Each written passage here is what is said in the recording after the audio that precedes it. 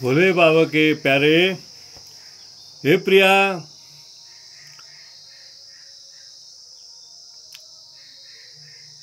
यो मुलुकमा अर्थ अनर्थ व्यर्थ सबै कुरा घटिरहेको छ। मात्र परमार्थ यिनलाई बडो अप्ठ्यारो भइरहेको छ। यी सत्यार्थको मार्गमा छैन, परमार्थ यिनलाई बडो अप्ठ्यारो भइरहेको छ। जय शिव शङ्कर दीन दयालु कृपालु प्रभु भोलेनाथ। यस मुलुकका झोलेनाथहरूले त उडाउनै लागेछन् त प्रभुको गद्दी र गाथ। जगत रामेहरूका राष्ट्रिय ढिकुटीमा त पुगिसकेछ त सहस्र रामेहरूको हात। जसले भेट्यो पनि मर्काउने, जनतालाई थर्काउने, राष्ट्रिय ढिकुटी मर्काउने। जेनजी युथ फोर्सले जगोलान् त प्रभुको माथ। अहिले त जमजमाएका छन् त। कसले उद्यायो, कसले सुद्यायो। प्रत्यक्ष प्रधानमन्त्री को चुनाव भन्छन्। प्रधानमन्त्री कार्यपालिका हुन्छ जहिले पनि, प्रत्यक्ष निर्वाचन हुन्छ। कस्तो मूर्खता। राष्ट्र अध्यक्षको प्रत्यक्ष निर्वाचन हुन्छ। नचाहिने कुरो कसले उद्याउँछ यिनलाई, कसले सुध्याउँछ।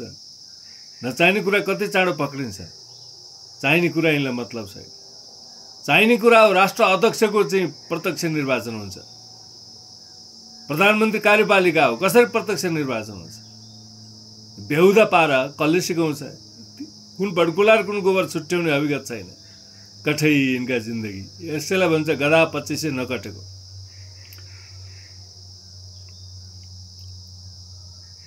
यता र त्यताका मतीमा लागेका तथाकथित नेता भनाउँदाहरूको त उडाउन लागेका छन् त माथ।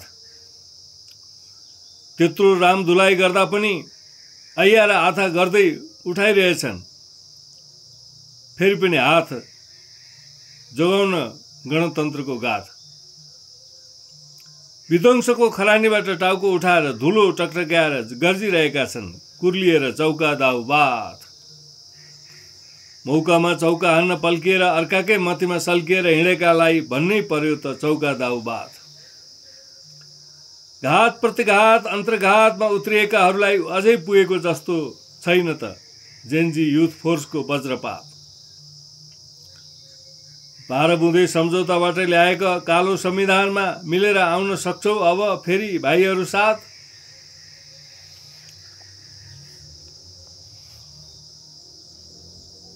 उ बेलामा कसले मिलाइदियो, अहिले त बिख घोलाइदियो त।